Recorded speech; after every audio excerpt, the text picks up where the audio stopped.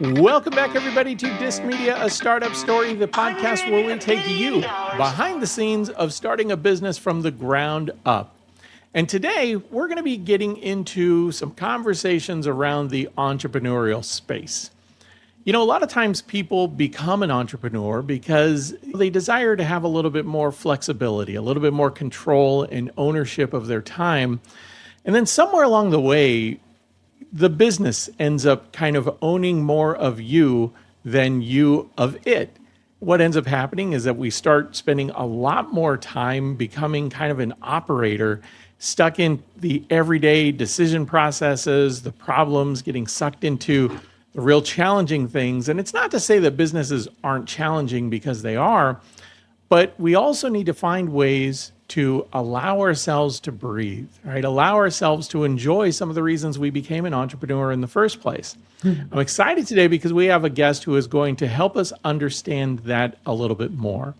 Our guest today has over 4 decades of entrepreneurial experience. She's built multiple companies, including one that is acquired by Alaska Airlines. Today, she helps business owners stop doing things themselves and start building a business that actually can run without them, implementing what she calls the business owner success strategies, or BOSS. She's transformed the overworked entrepreneur into true business owners. I'd like to welcome to the show today, Ral West. Ral, how are you? I'm doing great, Ben, and thank you for that introduction. So, yes, I'd Well, thank you. love to share with people. Yeah. Well, that's what we're all about. You know, we started this venture as a means of chronicling our own story, and we're pretty public about our success and our failures and our struggles and all that other stuff, because we kind of use this as a platform to help others learn. But you've been in the entrepreneur game for a little bit. You've had a lot of experience with it. I always like to try and start with a background of what are the things that you've done that led up to the work that you're doing today. Well, yes, everything that I did in building our business is precisely where I'm at today, or where I'm at today, because many years ago, like 30, 40 years ago, my husband and I were in the throes of being the operators of a business. And you mentioned it was a business that was sold to Alaska Airlines, but that was after 25 years of running it. And, we found ourselves overwhelmed, exhausted, just, living, sleeping, breathing the business. And it was not a good family life. Our young daughter suffered. She had to come to the office after school and, eat dinner there. It was not great. And so now we learned how to get out of that mode, and we learned how to let others do things for us. We were able to walk away from the day-to-day operations of the business altogether. And for the last 8 or 9 years that we had the business, we were barely in the office. And we had people who were running it for us with all the systems and the foundation and the culture that we set up. So that's what I'm trying to teach other people how to do today, because I firmly believe that you did not start a business to be owned by it. You actually wanted to have some freedom and enjoy life. And, you can't do that and still be doing everything yourself. So you have to learn how to run your business a different way, like we did. So that's what I'm all about. It makes me wonder, or kind of think about, business owners might get drawn in. I'm thinking, one of 2 ways. One, because they really love it and they just can't put it down. The other, because the things that are happening in the business, oftentimes financial, when you kind of have that slipping away and you just feel like you need to double down on time and attention to pull yourself out of the situation, is another reason why it might draw you in. With the entrepreneurs that you've worked with, like, how does that split out? I mean, are those the 2 major buckets, or is there something else there maybe I'm not even thinking about? Well, I think it's just the question of keeping things running smoothly. And if the entrepreneur has got too much depending on them They're the pivotal decision maker and the go-to person for any troubleshooting that needs to come up or firefighting, then that's where the problem is, because they cannot be the only one who has the answers. It just doesn't work for the long term. So, think about it this way. If an entrepreneur had some kind of family emergency, let's say that they were in an accident, or, a child was in an accident, or a parent, and they had to be away from the business for a period of time, what would happen to the business? And if the answer is, oh my God, it would fall apart. They can't run anything without me, you're in trouble. And that does not allow for a continuous, sustainable business. It's interesting. I know we're kind of framing this up in the context of an entrepreneur and a business owner, but this is really symptomatic. Like, this is something that could happen in a lot of different scenarios, even if Sure. you're not an entrepreneur, just being Sure. a manager or having cultivated a department where you've really built everything around your capabilities. Right. You're exactly right. And really, any business who doesn't have a system for onboarding people and training and sort of cross training people, so that you've got redundancy in your team and in your staff. If there's only one person who can do any one task, you've got a problem, because you've got a bottleneck there. If something happens to that one person, that's dangerous. I mean, I remember going to a bank one time, and I was trying to pick up something, and there was only one person at the bank who could hand me the product that I needed to pick up. Like, really? Only this one person? And, it was just something simple. I mean, I think I was picking up some foreign currency or something. It's like, and so if he's out to lunch, I can't get, what I came to pick up. It's like, yeah, he's the only one that could do it. You Now, know, it that's not good service. No, it isn't. It isn't. And it sounds like some of this kind of falls on the inability, I would say, to delegate well. And so, kind of thinking about that, what are some of the maybe early warning signs that you start to recognize where this could, if it's not already a problem, certainly lead to becoming one? Yeah, well, I hear so many times, yeah, I tried to delegate or I tried to pass that off to somebody, but it didn't work. They didn't work out, and they left. So I took it back. Like, okay, well, there couldn't another person be trained? Or the other thing I like to look at too is, well, what process did you use to delegate? And what did the training look like? Because oftentimes people are just not good delegators. Because I like to say Yeah. there's an art to delegating. Delegating by just handing something off and saying, here, do this. Well, chances are it might not get done right, because you didn't really provide much information, did you? Are you delegating in such a way that the person you're giving that task to actually knows exactly what they're supposed to do? Do they know what a good job looks like? Do they know when it should be done?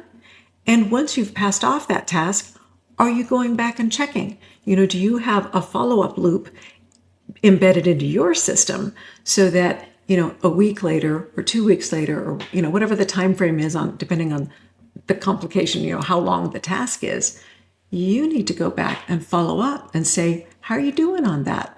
Any questions? Any issues? Let me see what progress you're making. That falls back on you.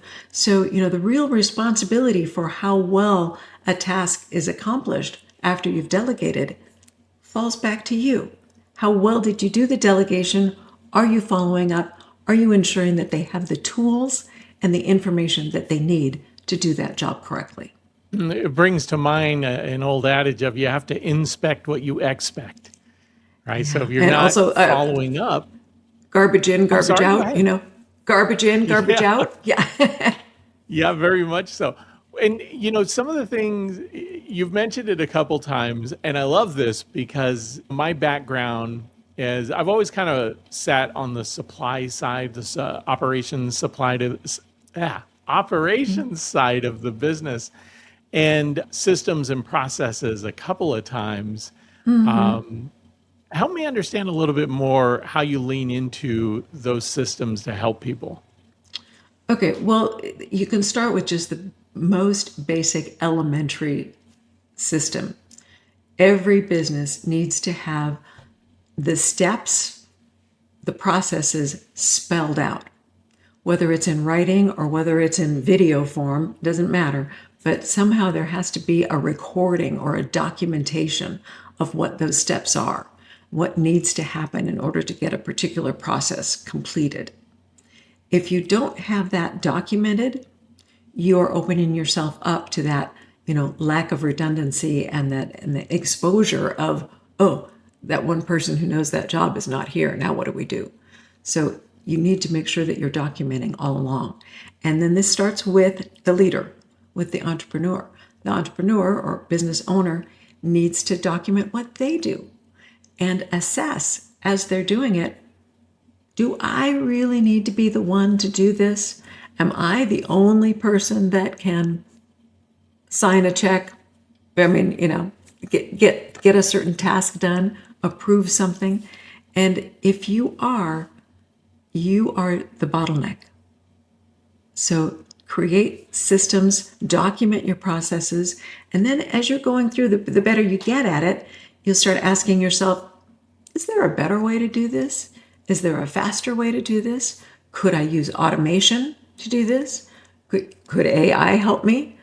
And how well is the communication working and flowing in the organization? Say that there's a task or a project that starts over here and it needs to be transmitted to someone else at a certain point in time to get the rest of it done. Well, how is that handoff happening? And is it smooth? Or are there opportunities for a gap where things can get dropped through the cracks?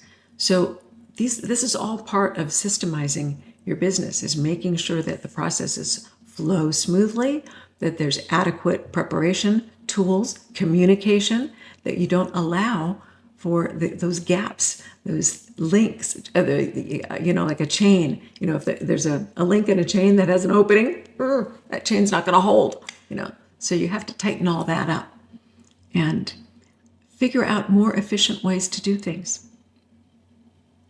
So when you have worked with others, what do you think prevents people from wanting to release that control? One of the things I've kind of mentioned in a previous episode is that, we have to get comfortable with allowing people the opportunity to mess up because, Yes. nobody comes to work intending to do a bad job. But at the same time, I know I've made mistakes and people have worked with me to correct Mhm. me, coach me, get me in a better place. And through those mistakes, I've learned and I've gotten better at stuff. How do you get people comfortable with allowing mistakes to happen and becoming more of a coach and a mentor to their team and the people that they're trying Yeah. to empower a little bit more? Well, you raise an excellent point, and that is that you have to change your mindset. It's not about a strategy or something that you can learn how to do something. You have to have that mindset that allows for people to grow and learn. You just said it yourself. I've made mistakes. I've learned from them. Well, if you don't allow people to learn from them, you're taking that opportunity away from them. And you're also taking away from yourself the opportunity for you to grow because you're holding on to everything so tightly. Nothing's going to grow. The old adage about holding on to a bird too tightly and it's not going to fly and it might not even live. So you have to be that, as you just said, that mentor, that coach, and allow for some flexibility and recognize that in most cases, a mistake is not going to be fatal. It just really isn't. Now, it could be expensive and it could hurt, but it's not going to be fatal. And there's always an opportunity to learn something from a mistake. So if you frame these as learning opportunities, then you create a mindset and you create an environment or a culture, if you will, where people are not quite so afraid to do something on their own because they will know that they're not going to get chewed out if they screw up. If the atmosphere is such that, yes, if you make a mistake, we're going to take a look at it and we're going to figure out what happened and we're going to devise a way to make sure that that doesn't happen again. And this can be a learning experience for all of us. That's a much safer environment for a team member to thrive in than the kind of environment where it's like, you better not screw up or else, like where do you want to work?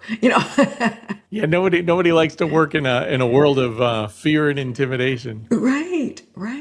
So, you have to have the right mindset and you have to allow, well, we studied a lot with Robert Kiyosaki back in the day, 35 years ago, before he wrote his famous Rich Dad, Poor Dad book. And we took many workshops from him, and he talked about a fruit bowl theory of business. And that is that the bowl is made of some kind of finite, static material, whether it's wood or glass or ceramic or, metal. And the bowl keeps its shape. The fruit inside of the bowl can be apples, oranges, grapes, bananas, plums, whatever. And maybe it's arranged in the bowl in different ways.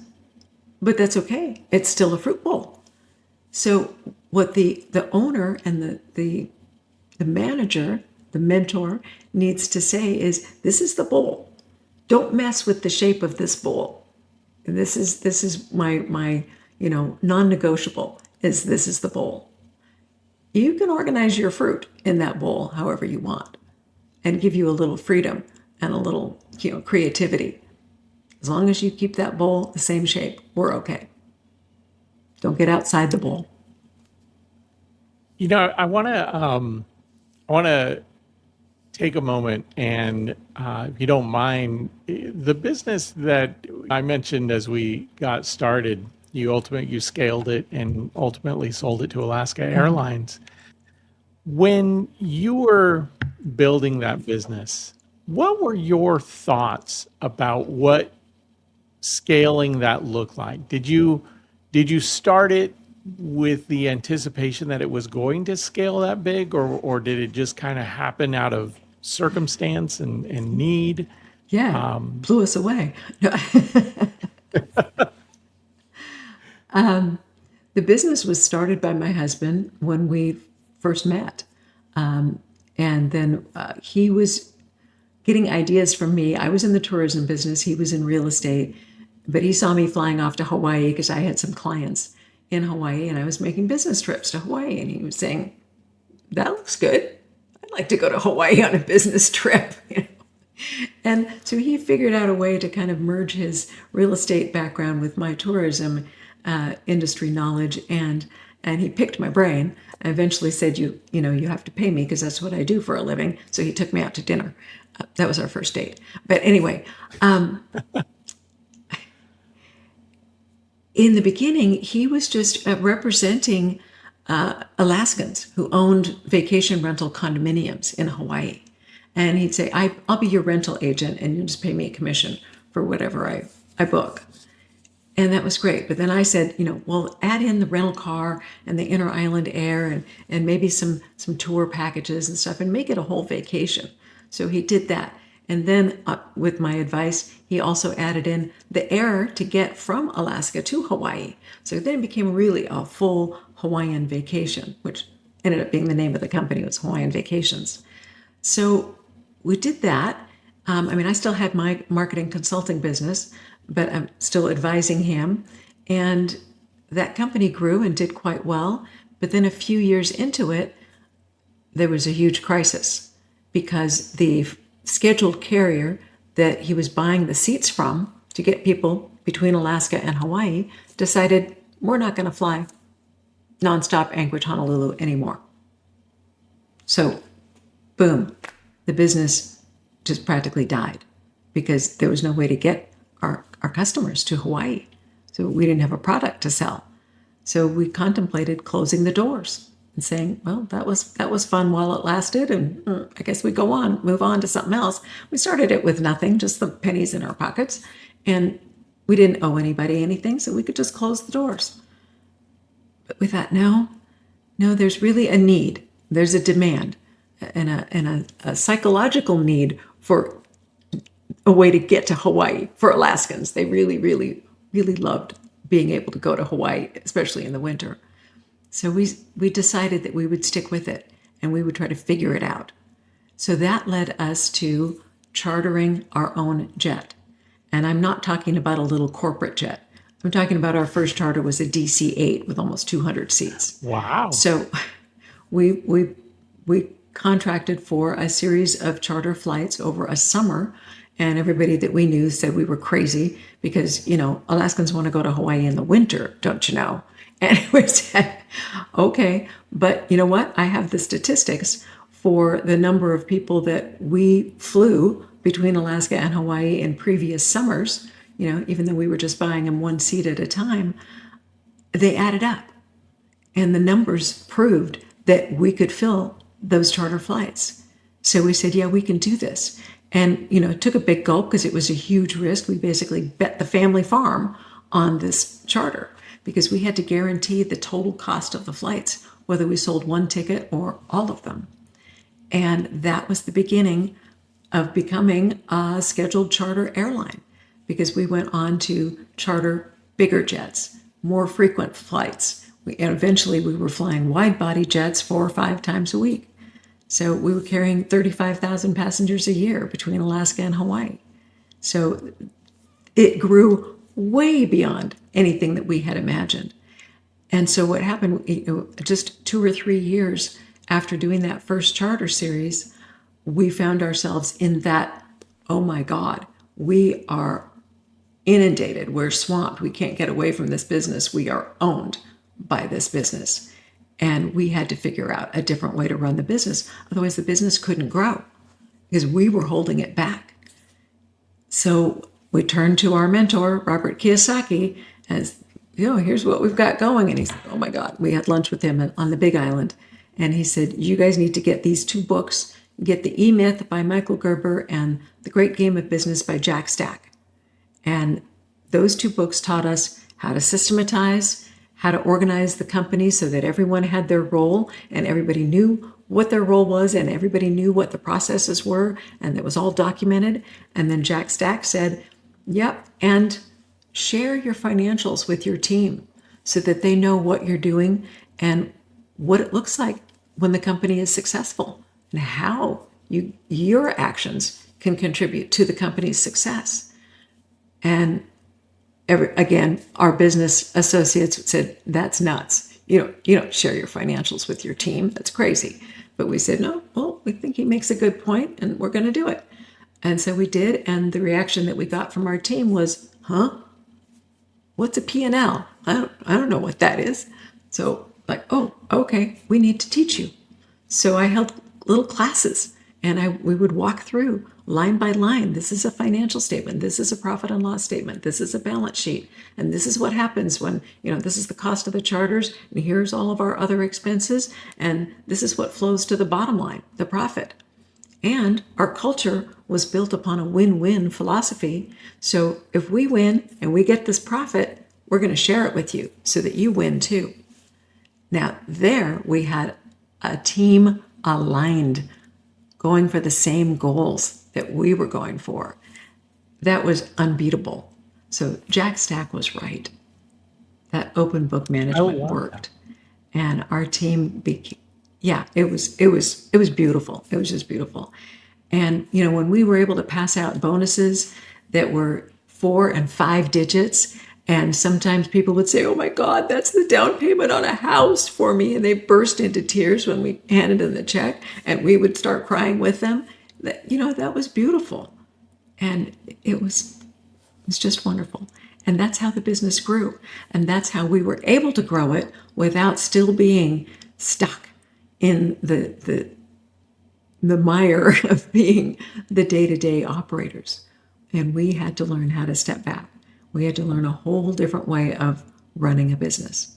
I love that story for so many reasons, but I think one of the key things you did there, oftentimes we talk about business, sharing what we're doing, giving people, kind of empowering them to make decisions. And Right. it sounds like you were in the run up to setting that up. You realized that there were some people who might not have the same level of insight or knowledge around certain concepts that you did. So you openly shared it with them and you said, look, and people now are connecting what they're doing and how they're contributing to the bottom line of the company.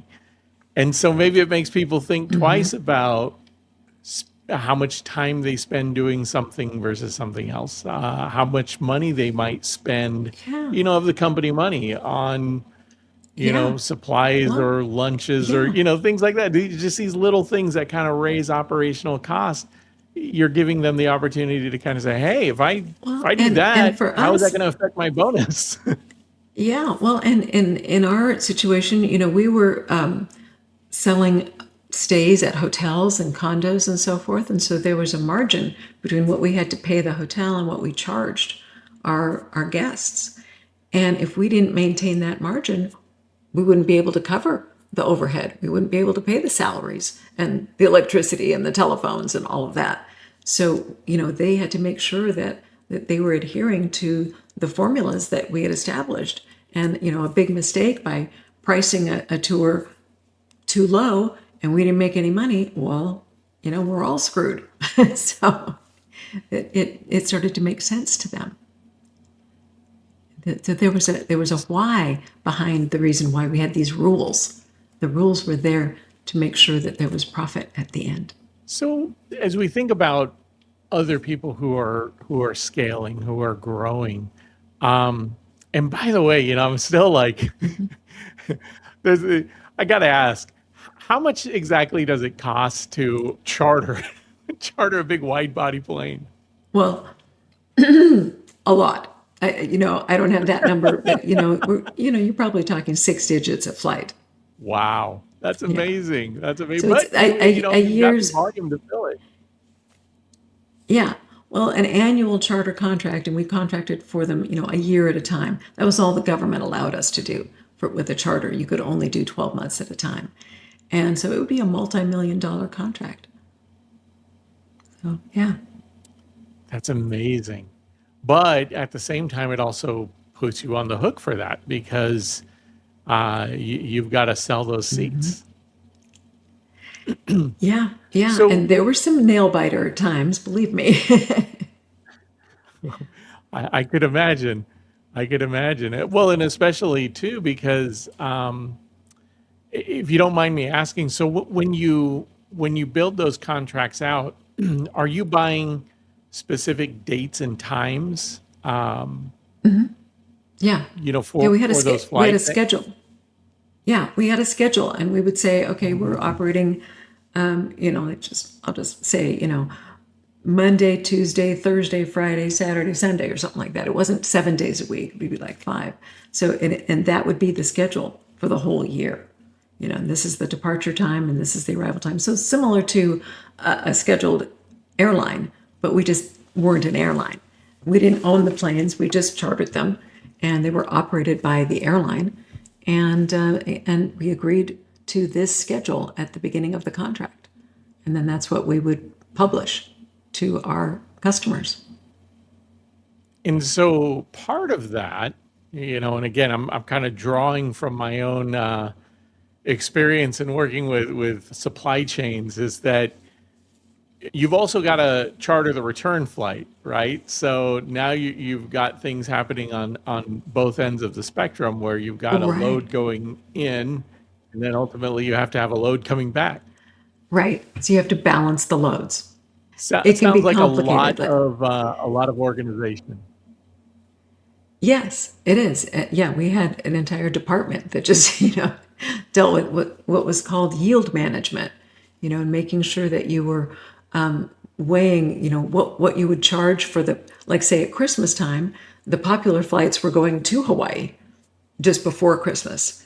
But those same flights could come back relatively empty. So you would have to price it so that you were charging enough for those people wanting to go to Hawaii for Christmas. And then the people who were coming back when nobody else wanted to come back, they would get a much, much better rate.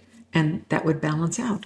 It seems that there's a lot of energy and effort that goes into that. And I would imagine for a lot of entrepreneurs and business owners, no matter what it is, whether you're filling airplanes or just filling orders in a warehouse, there's an amount of stress, there's an amount of involvement that you're going to have in a business.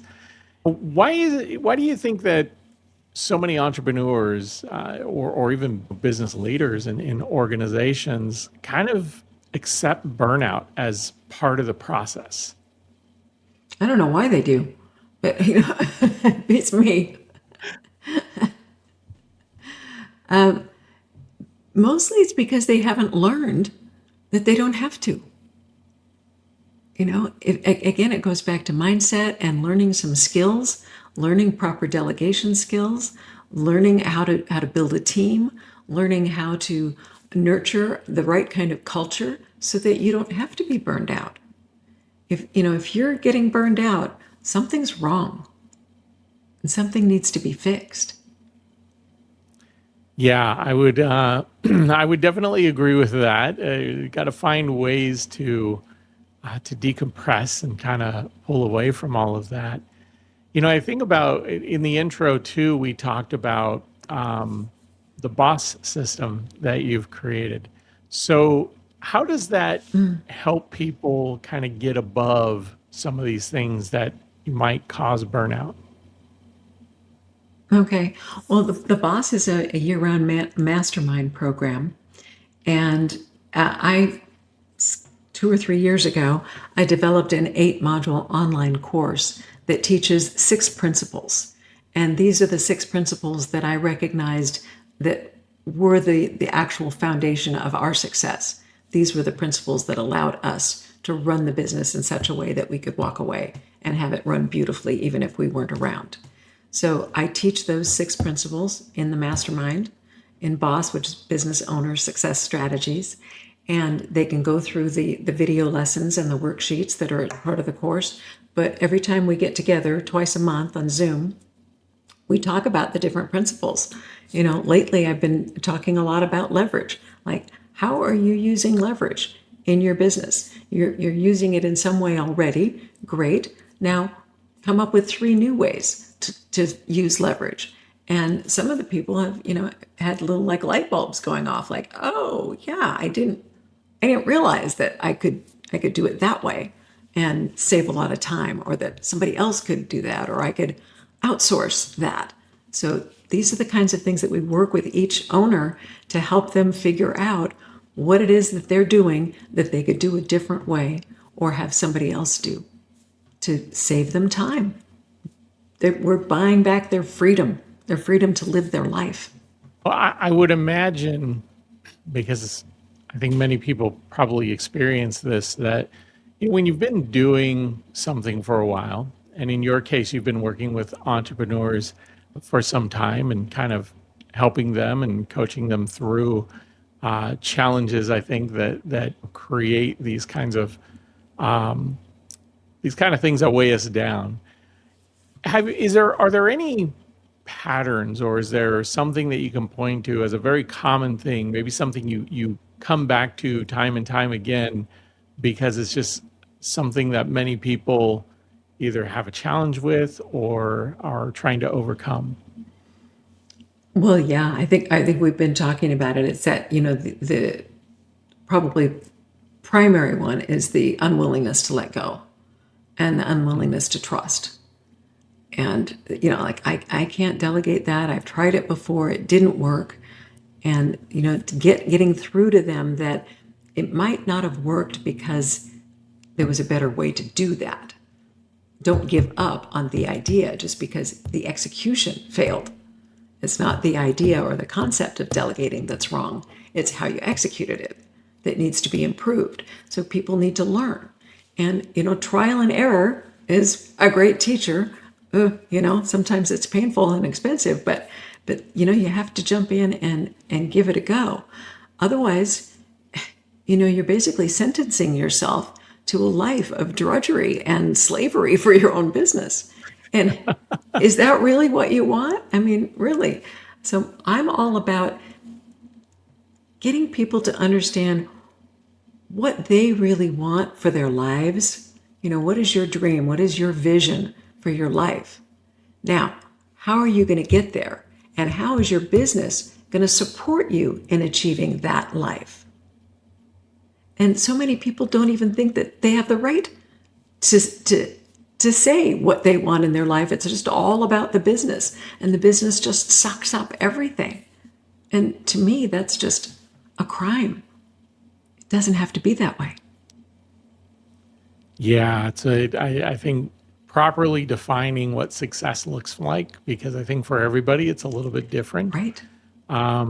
And kind of working towards your own definition of what success is. Right. It's just like the name of my business is, living the dream. But what my idea of living the dream is could be entirely different than what yours is. Yeah. And it doesn't make either one of us right or wrong. It's just it's your life. You get to decide what that looks like. Maybe it looks like working 3 days a week and having the rest of the time to garden or, go fishing or practice yoga. I don't know, so. Well, Ral, one of the things I always like to ask people is, what is the one thing right now that you're really excited about getting up and doing that is part of your business today? Well, Ben, I actually love being a guest on podcasts like this, because I get to preach my message. Is I feel like I actually have a mission that, my higher power talked to me and said, you need to do this. You need to get this word out. And so being on a podcast like this helps me to fulfill my mission. And I love that. And I appreciate the opportunity. Well, thank you. Thank you. Well, and I have to say, I mean, it's kind of the core. I was explaining before we got started, and our listeners know, like our mantra, we help managers, leaders, and entrepreneurs get better at what you do. And I think having a platform like this and being able to amplify that message is kind of what it's all about. Yeah. I've been doing what I do for over 30 years in the consumer goods business and over 20 years in academia. And that's one of those things that I wish there were resources way back when where you could learn this stuff. We didn't have podcasts then. I mean, No. at best you had talk radio. Right. Or you could read a book. Yeah. Or you could, I went back to college. Yes, you could read a book. That's true. We Yeah. don't want to rule books out. Yeah. I went to college. I took workshops. I studied with mentors. I did all kinds of things. But, it took me over 5 years to figure out how to get the business running the way that we wanted it to. It was not simple. Of course, now I can teach other entrepreneurs how to do it in a lot less time because I did it. I went through and I made the mistakes and I figured it out. We had a guest on not too long ago. We were talking about how back in the like early 90s, buying cassette books, really, like it's a binder of like 6 or 8 different cassettes, or books on tape that eventually you went to CDs. But you used to have to put in a lot of work and effort to find this kind of information. Certainly we had books as well, but these days I think having these kind of platforms, the ability to do videos and like you have the workshops that you do with people, I think that kind of stuff, it's so much more accessible. What's crazy is that it seems like we have so much more ability to access the information, yet the amount of stress and burnout and tension is rising faster than the resources are available to address it. Yeah. Well, you asked me what's some of the common threads as to why people don't do more, and you just hit on it. It's the time. Everybody feels like they fill up their time with all of these things, the busyness that needs to happen, and they don't allocate the time to step back and to look at a bigger picture and to learn something, to hone their craft. The old story about, trying to chop a tree down with a dull axe. Well, sometimes you just have to take the time to sharpen that axe. And if you don't do that, then that's when you tend to be more on the burnout track, because you have to invest in yourself and sharpen your own axe. Yeah. I've always felt I was the best investment I could make in me. Ral, I want to make sure that people know how to get a hold of you. So where do we find you? Where do people reach out to hear more about you and maybe learn some of the things that you have to teach others? That would be lovely. If you know my name, Ral West, which is just 7 letters, the website is ralwest.com. On LinkedIn, you can find me by searching Ral West. YouTube channel is Ral West. And please get in touch with me.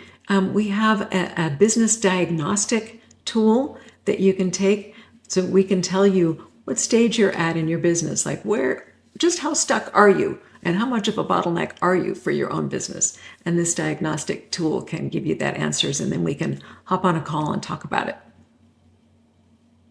Well, thank you so much, folks. Man, I think there's a lot of really good nuggets of information here. There's a lot of really good approaches to helping you guys get ahead of some of the challenges that you might be facing as a business owner. And again, even though we kind of teed this up as something for entrepreneurs, I really do think some of these things that we addressed today, they happen to people in organizations large and small, whether you own it or not. I think a lot of people can certainly identify and connect with some of the things that we talked about today. Sure, definitely. Well, folks, I do want to say thank you all for checking out Disc Media, a Startup Story. And I want to remind you, too, we are on a mission to hit 100,000 subs by the end of 2026. And as a recording of this episode, we are just crossing 28,000. So thank you all for sharing this with your friends and your family. Most importantly, like I say, share this with your enemies, because they're the ones who are going to take actions on your words. Also, if you happen to be interested, check out my book, 10 Topics to Help Managers, Leaders, and Entrepreneurs. I don't even know the title of my own book. 10 Topics that Managers, Leaders, and Entrepreneurs get better at what you do. You can find it on my website, benolmos.com, or on Amazon, Barnes & Noble, and hopefully in the near future, maybe a bookstore near you. But thank you all for checking out the podcast, and we will catch you next time. Have a good one. Thanks for listening to Disc Media, a Startup Story. This podcast was produced and edited by Ben Olmos and is a production of Disc Media Corporation. If you're interested in learning more about anything you heard on this episode, please reach out to us at podcast@discmedia.com. You can also get more information about this and other episodes, or information about our guests, by checking out dailypitch.news, our business and insights publication focused on helping managers, leaders, and entrepreneurs get better at what they do.